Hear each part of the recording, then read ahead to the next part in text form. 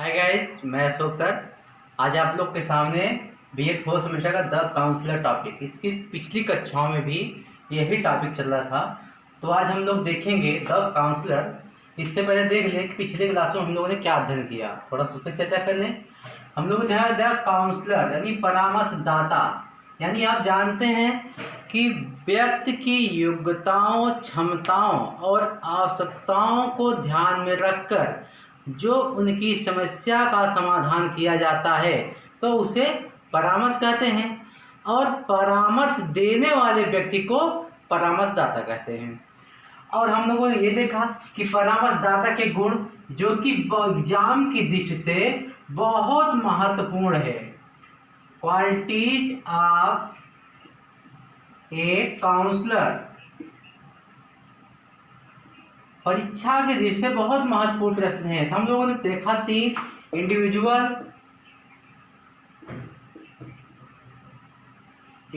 Qualities, और उसके बाद देखे वोकेशनल क्वालिटीज, फिर हम लोगों ने देखा सोशल क्वालिटीज।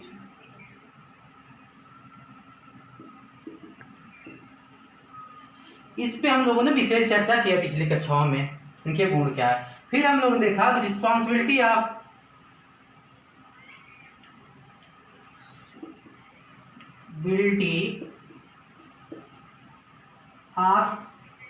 काउंसलर।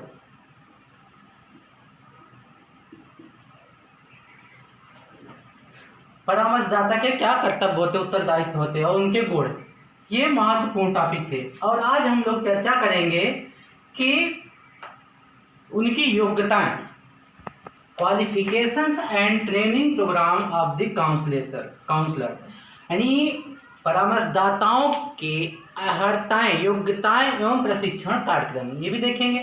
अब ये होता है कि इनकी योग्यता क्या होनी चाहिए, एक परामर्शदाता की योग्यता। तो अमेरिका में, संयुक्त राज्य अमेरिका में निर्देशन एवं परामर्श में संलग्न कुछ संस्थाएं हैं, कुछ संगठन बना हुआ है वहाँ पर। तो उन संगठन ने एक समिति तैयार की है। उसमें हर वर्ष सम्मेलन होता है। सम्मेलन 8वें राष्ट्रीय सम्मेलन में एक समिति का गठन किए, और उसमें ये देखा गया, उसमें ये बताया गया परामर्शदाता के कर्तव्य क्या होने चाहिए, उनकी अर्हताएं क्या होनी चाहिए, इस पर विशेष रूप से चर्चा हुआ। अब पहले जो बताया गया बात उसमें कि उनका एजुकेशन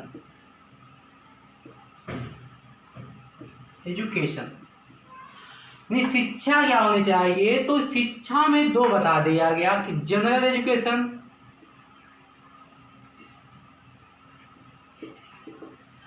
एजुकेशन और प्रोफेशनल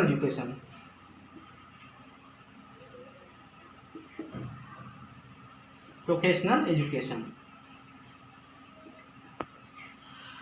सामान्य शिक्षा, ये बताया गया कि सामान्य शिक्षा परामर्शदाता को किसी विश्वसनीय संस्था से स्नातक उपाधि ग्रहण करनी चाहिए। जैसे विश्वसनीय संस्था, आप लोग पढ़ाई कर रहे हैं, विराज सिंह गर्ल्स डिग्री कॉलेज, ये एक विश्वसनीय संस्था है।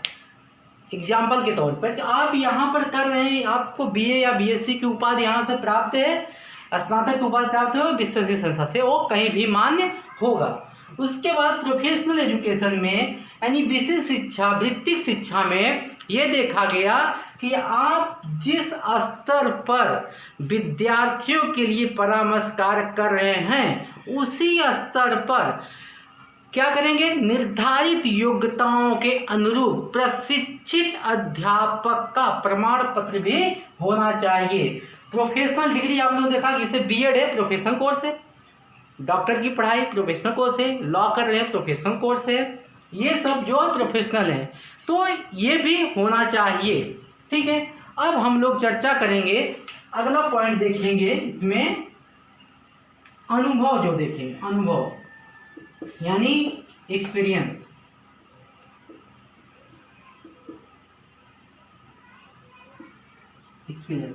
अनुभव बहुत बड़ा मायने रखता है। किसी भी कार्य को करने के लिए अनुभव की सबसे ज़्यादा आवश्यकता होती है। माना गया है कि परामर्शदाता जो परामर्श का कार्य करने वाले व्यक्ति को कम से कम 3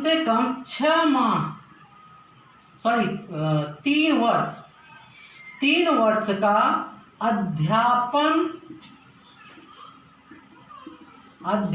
कार्य अथवा परामर्श कार्य का अनुभव होना चाहिए, या फिर किसी जमे हुए परामर्शदाता से, यानी जो बहुत फेमस हो, प्रसिद्ध हो, उस परामर्शदाता के साथ कार्य करने का अनुभव होना चाहिए।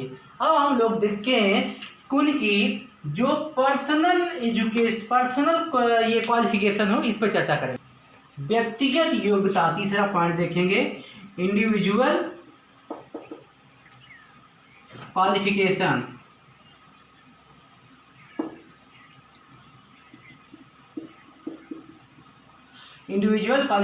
ये जो होता है, ये क्या क्या होनी चाहिए उनके अंदर, व्यक्तिगत योग्यता।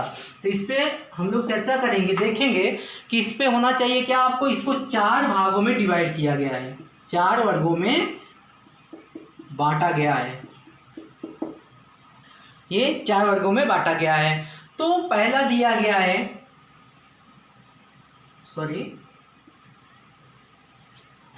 स्कॉलर्टिक एप्टीट्यूड, विद्वता की अभिक्षमता। सेकेंड है इंटरेस्ट,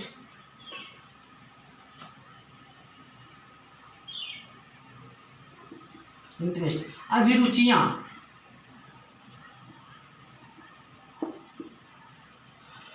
थर्ड पॉइंट है आपका एक्टिविटी, क्रियाएं। और चौथा पॉइंट है पर्सनालिटी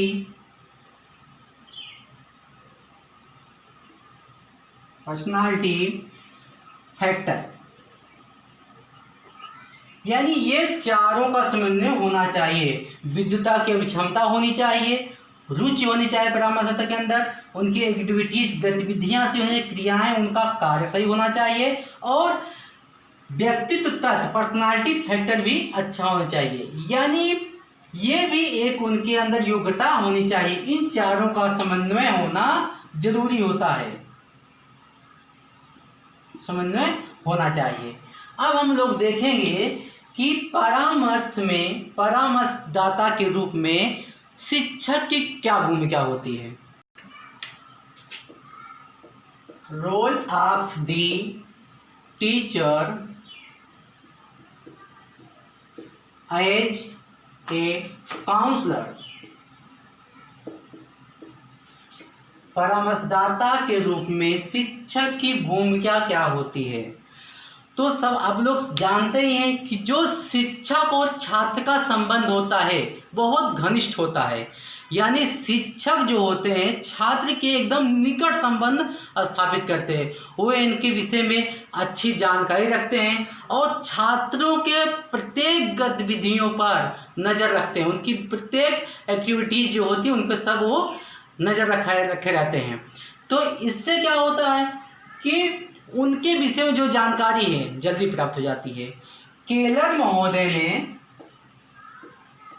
महोदय इन्होंने कहा कि परामर्शदाता जो होते हैं ये अध्यापक के समकक्ष माने हैं। यानी आप क्लास में हैं, यदि बच्चों को परामर्श देना हुआ तो जो विशेषज्ञ आएंगे, परामर्श विशेषज्ञ आएंगे, उनके अपेक्षा शिक्षक अच्छे से उन्हें परामर्श दे सकता है, क्योंकि उनका मानना है कि अध्यापक वही सिखाता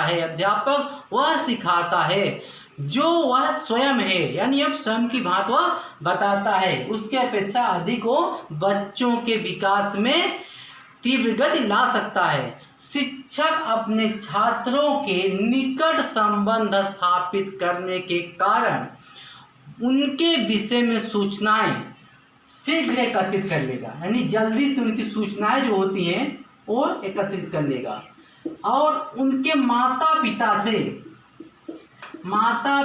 से संपर्क स्थापित कर लेगा, संपर्क स्थापित कर लेगा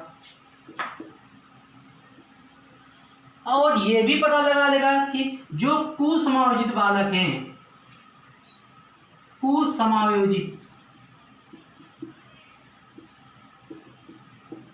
उनका किस प्रकार से समस्या, उनकी समस्या किस प्रकार से समाधान किया जाए, इस पे भी वो जल्दी चर्चा करेगा और उसकी समस्या का समाधान भी कर देगा।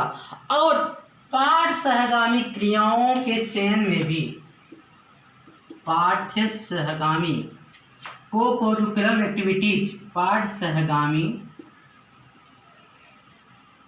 क्रियाओं के चयन में सहायता भी करेगा।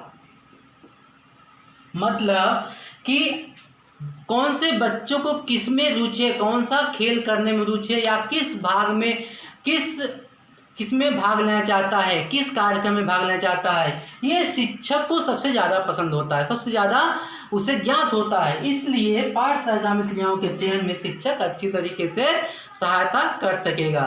इस प्रकार हम कह सकते हैं कि शिक्षक छात्रों की व्यक्तिगत भिन्नताओं को ध्यान में रखते हुए उनकी समस्या का समाधान करता है और उनके विकास की गति में कभी बाधा उत्पन्न न हो, ऐसे कार्य वो करता है। इसलिए परामर्श प्रक्रिया में परामर्शदाता के रूप में शिक्षक की भूमिका बहुत महत्वपूर्ण है। बस आज के लिए इतना ही, धन्यवाद।